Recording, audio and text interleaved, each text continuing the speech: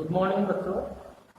कल हम बता रहे थे कि अपने जो कार्य करने के आधार, उस आधार के ऊपर हमारे देश में प्राकृतिक क्षेत्रों को 3 प्रकारों में बांटा गया है, जिसको कल हमने बताया था प्राथमिक, द्वितीयक और तृतीयक क्षेत्र।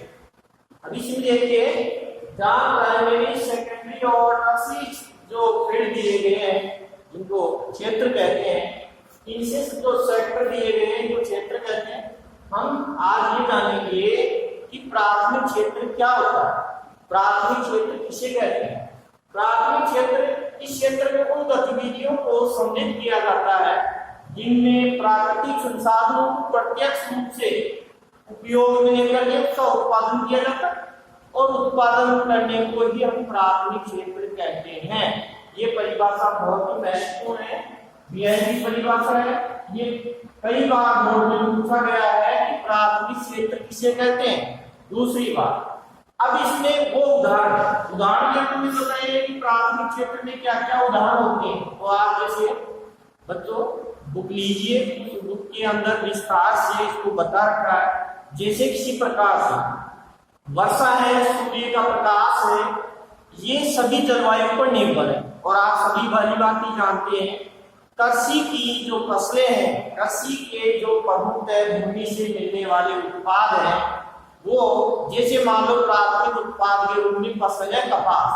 कपास का एक उदाहरण दे रखा है। कपास हमारे लिए महत्वपूर्ण है, क्योंकि कपास को हम उत्पादित करते हैं, और उत्पादन करने के बाद में उसको हम द्वितीय क्षेत्र के रूप में हम काम में लेते हैं। कपास से हम धागा बनाते हैं, और धागे से कपड़ा, और कपड़े से हम उनको उपयोग में काम में लेते हैं। तो हम इसमें कह सकते हैं भूमि उत्पाद से प्राप्त होने वाले प्राथमिक कार्यों को सम्मिलित किया जाता है। उदाहरण के रूप में इसके उदाहरण होता है या गतिविधि, जिसके एग्जाम्पल दे रखे हैं कि प्राथमिक क्षेत्र की 2 गतिविधियां बताइए। एक नंबर का क्वेश्चन बनता है, प्राथमिक क्षेत्र की 2 गतिविधियां बताइए। तो हम लिखेंगे कृषिगत फसलें। कृषिगत फसलें जो प्रमुख है इसके अंतर्गत आती, कृषिगत फसलें हैं, पशुपालन है, मत्स्य पालन है,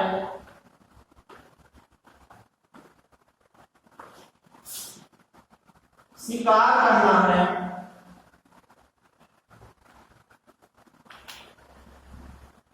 खनन कार्य।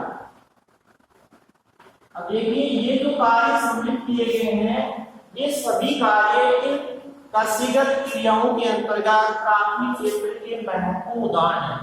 2 उदाहरण पूछता है कि किसी भी प्रकार से प्राथमिक क्षेत्र के 2 उदाहरण या 2 गतिविधियां बताइए। तो इनमें से हम कोई भी चॉइस कर सकते हैं। इस प्रकार प्राथमिक क्षेत्र के अंतर्गत इसको विस्तार से बताया गया है। अब दूसरी बात कहते हैं कि प्राथमिक क्षेत्र को किसी भी प्रकार से सहायक क्षेत्र का नाम दिया गया है। हम कह सकते हैं इसको कृषि क्षेत्र भी कहा जाता है, कृषि एवं सहायक क्षेत्र। हम लिख सकते हैं इसे कृषि एवं सहायक क्षेत्र भी कहा जाता है, कृषि एवं सहायक क्षेत्र भी कहा जाता है। अब देखिए, इसमें छोटी छोटी बातों में कुछ ना कुछ परिभाषाएं सीखी है, जिसके अंतर्गत ये कहते हैं कि कृषि एवं सहायक क्षेत्र क्यों कहते हैं।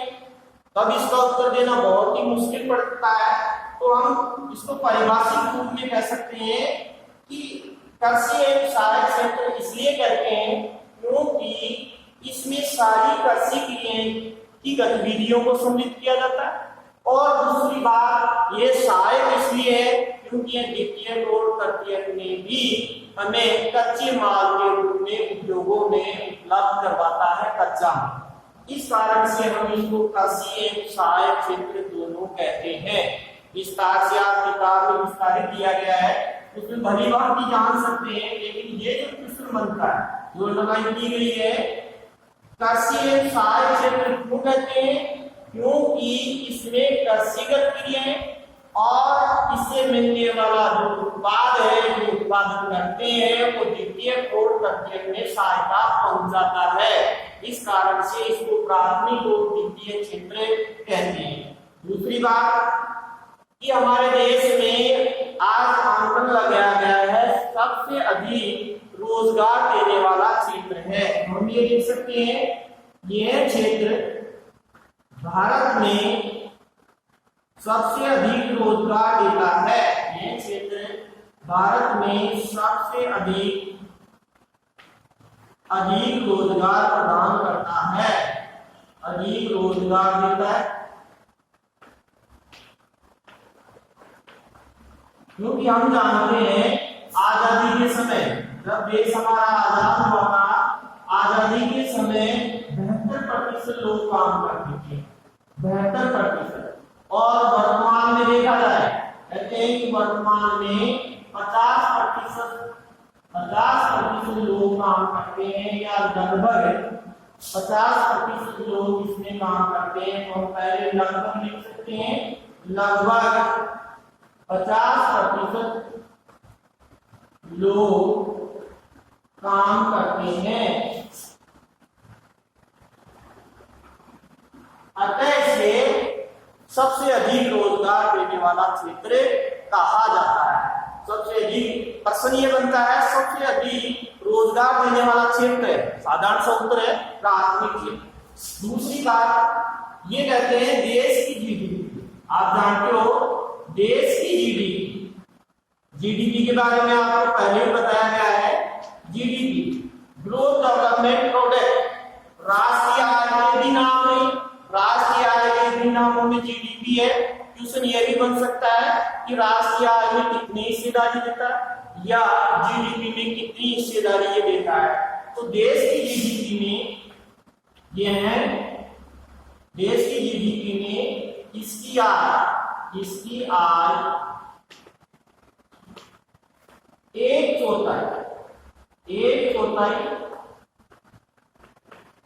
एक चौथाई को हम हिंदी शब्दों में ऐसे व्यक्त कर सकते हैं, या 1/4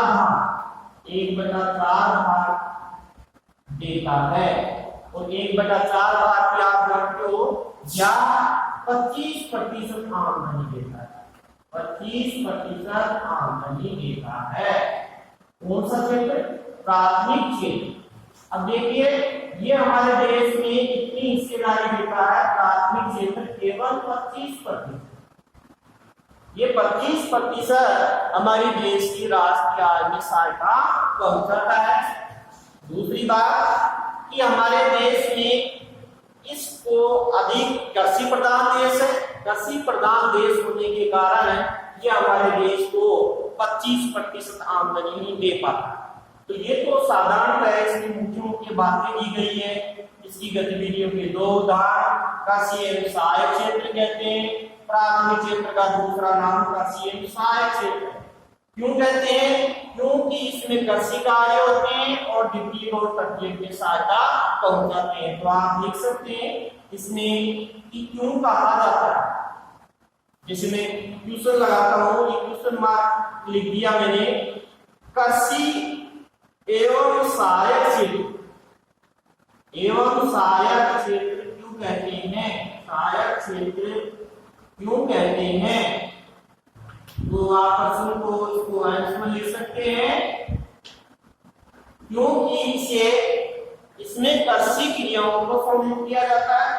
और सहायक इसलिए कहते हैं क्योंकि इससे मिलने वाला कच्चा माल द्वितीयक और तृतीयक में सहायता प्रदान करता है, इसीलिए इसको कृषि एवं सहायक क्षेत्र का नाम दिया गया है। दूसरी बात, ये इससे संबंधित सामान्य बातें थी। दूसरा क्वेश्चन बना कि हमारे सबसे अधिक रोजगार देने वाला क्षेत्र प्राथमिक क्षेत्र। अब नेक्स्ट देखिए, नेक्स्ट दिया गया है तुम्हारे द्वितीयक क्षेत्र। अब पहली बात आप जानते हैं द्वितीयक क्षेत्र, इसको प्रमुखतः सेकेंडरी सेक्टर के नाम से जानता है द्वितीयक क्षेत्र। अब द्वितीयक क्षेत्र की परिभाषा को भी हम परिभाषित करना पड़ता है। इस क्षेत्र में यह क्षेत्र भी निर्माण प्रणाली पर आधारित होता है। यह क्षेत्र भी निर्माण प्रणाली पर आधारित होता है। विनिर्माण प्रणाली पर आधारित होता है।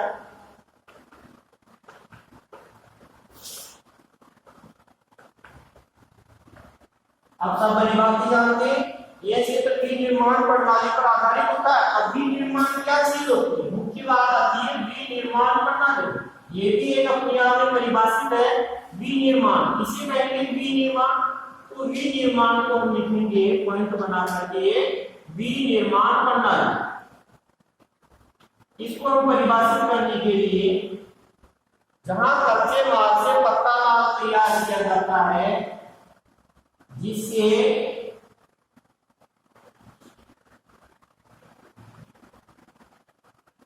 कच्चे माल से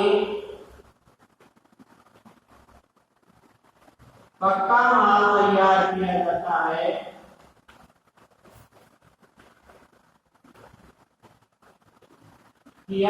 है,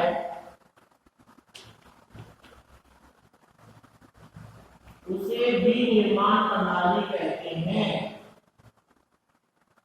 उसे विनिर्माण प्रणाली कहते हैं। अब देखिए हमारे उद्योग जिसका प्रमुख हम उदाहरण दे सकते हैं। उदाहरण के रूप में उद्योग, यह उद्योगों में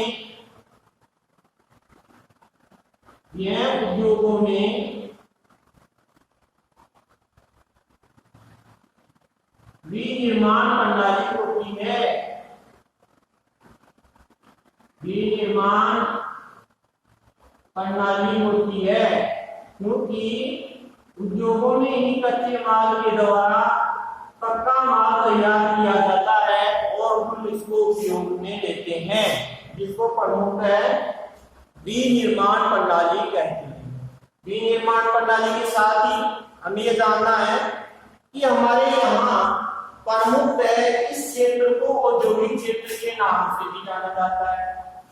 हम आगे लिखेंगे इस क्षेत्र को औद्योगिक क्षेत्र के नाम से भी जाना जाता है।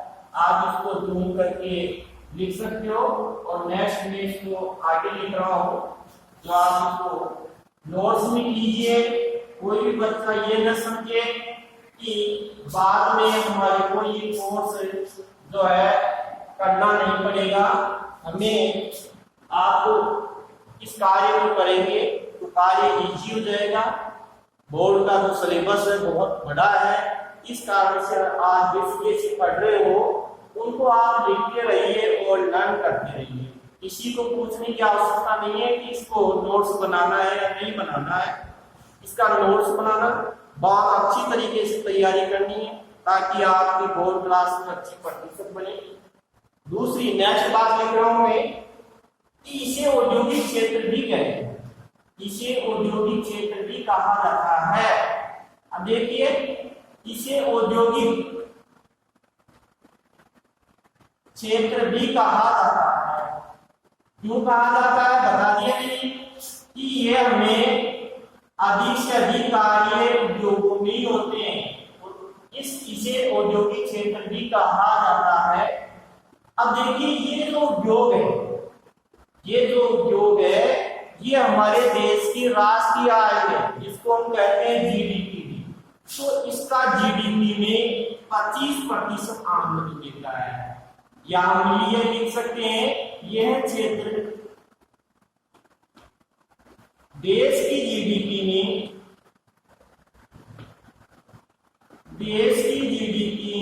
25% आमदनी देता है।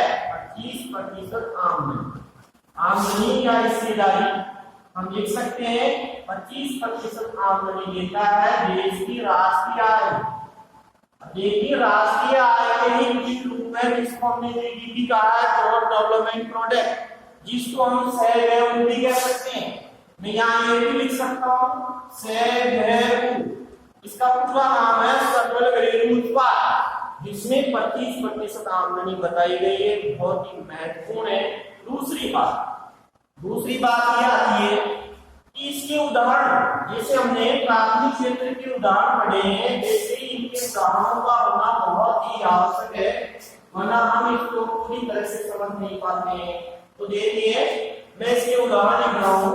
इसके 3 उदाहरण महत्वपूर्ण दिए गए हैं। पहला उदाहरण लिख रहा हूँ, जैसे हमारे कृषि में प्रमुख फसल है कपास। देखिए कपास, अब कपास एक फसल है तो हम लिख सकते हैं कपास से रुई, रुई बनती है, कपास से रुई, रुई से धागा और धागे से कपड़े बनाना, धागे से कपड़ा बनाना। ये एक विनिर्माण प्रणाली का उदाहरण हो गया है जो प्रमुख है, एक संकीर्णता या एक गतिविधि हो गई है। कपास से रुई, रुई से धागा और धागे से कपड़ा बनाना। दूसरा नेक्स्ट जो एग्जाम्पल दे रहा हूं वो है जैसे किसी प्रकार से मिट्टी से ईंट बनाना, मिट्टी से ईंट बनाना। आप सभी भली भांति जानते हैं कि जो भवन बनाए जाते हैं वो सारे ईंटों के बने होते हैं। तो ये भी एक वित्तीय क्षेत्र का उदाहरण, बहुत ही महत्वपूर्ण उदाहरण। वित्तीय क्षेत्र को इसमें काम में लिया जाता है कि ईंट बना, ईंट जो मिट्टी की बनती है और उससे भवन बनाए जाते हैं। तीसरी जो एग्जाम्पल दे रहा हूं, तीसरा है जैसे गन्ना।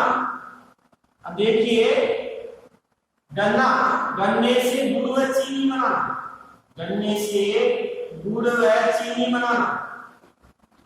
अब देखिए इससे मिलने वाली अन्य वस्तुएं गुड़ और चीनी हमें दैनिक जीवन में काम में लेते हैं और इनसे बहुत से उत्पाद तैयार किए जाते हैं जो हमारे दैनिक जीवन में काम में आते हैं।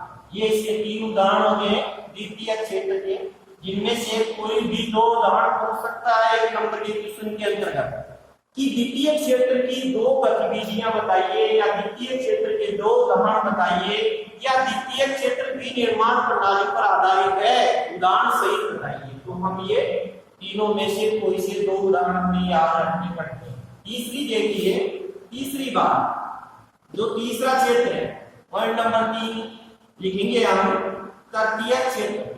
अब देखिए तटीय क्षेत्र, पहला हमने इसमें बता दिया है कि इसे औद्योगिक क्षेत्र कहा जाता है। उद्योगों में निर्माण प्रणाली होती है इसलिए इसको औद्योगिक क्षेत्र भी कहते हैं। तो हम इसकी एक प्रमुख ने यहाँ बताया है, इसे औद्योगिक क्षेत्र भी कहा जाता है क्योंकि सारा कार्य उद्योगों में होता है, इसलिए इसको औद्योगिक क्षेत्र का नाम दिया गया है। नेक्स्ट देखिए तटीय क्षेत्र।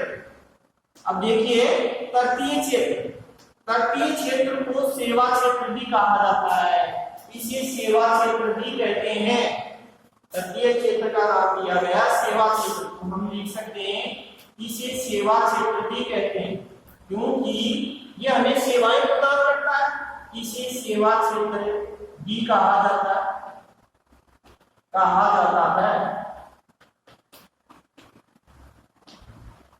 अब देखिए इसे सेवा क्षेत्र कहते हैं क्योंकि इसमें 2 प्रकार की 2 संकीर्णताएं होती है।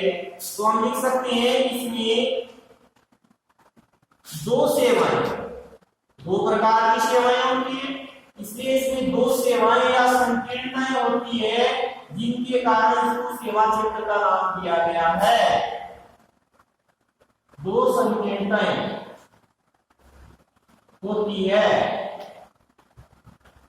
जिसमें हम लिख सकते हैं पहली जैसे प्रत्यक्ष सेवा और दूसरी है अप्रत्यक्ष सेवा। अब देखिए हमें ये जानना है प्रत्यक्ष सेवा क्या होती है और अप्रत्यक्ष सेवा क्या होती है। प्रत्यक्ष सेवा वे सेवाएं जो हमें प्रत्यक्ष रूप से दिखाई देती है, जिनको हम काम में लेते हैं और वो हमारे दैनिक जीवन में सहयोग प्रदान करती है, उनको हम कहते हैं प्रत्यक्ष सेवा। अप्रत्यक्ष सेवा वो होती है जिनसे हमें वे सेवाएं जो हमें दिखाई नहीं देती है फिर भी वो हमारे लिए सेवा प्रदान करते हैं और हमारे दैनिक जीवन में काम में आती है। तो पहली परिभाषा को हम लिखेंगे, पहली परिभाषा है प्रत्यक्ष सेवा। देखिए प्रत्यक्ष सेवा का हमें पॉइंट बनाना पड़ेगा कि प्रत्यक्ष सेवा क्या होती है। तो प्रत्यक्ष सेवा के अंतर्गत पहला पॉइंट लिखा हमने प्रत्यक्ष सेवा। प्रत्यक्ष सेवा वे सेवाएं जो हमें प्रत्यक्ष रूप से रूप से सेवा प्रदान करती है, प्रत्यक्ष रूप से सेवा प्रदान करती है, अर्थात हमें दिखाई देती है, अर्थात हमें दिखाई देती है।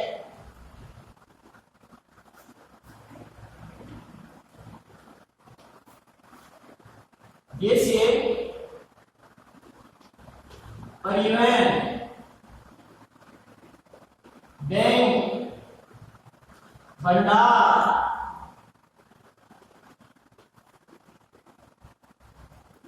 संचार, सभी जानते हो संचार। संचार जो टेलीफोन है जिसमें प्रमुखतः सूचना प्रौद्योगिकी आ जाती है, जिसके अंतर्गत संचार में आ जाती है सूचनाएं, नेट, इंटरनेट, ये सारी की सारी। अब इसमें इसके अंदर संचार इसमें आता है, इंटरनेट जो है अप्रत्यक्ष में आता है। तो हम यहाँ देखेंगे कि इस प्रकार इसके उदाहरण जो दिए गए हैं। फिर है अप्रत्यक्ष सेवा।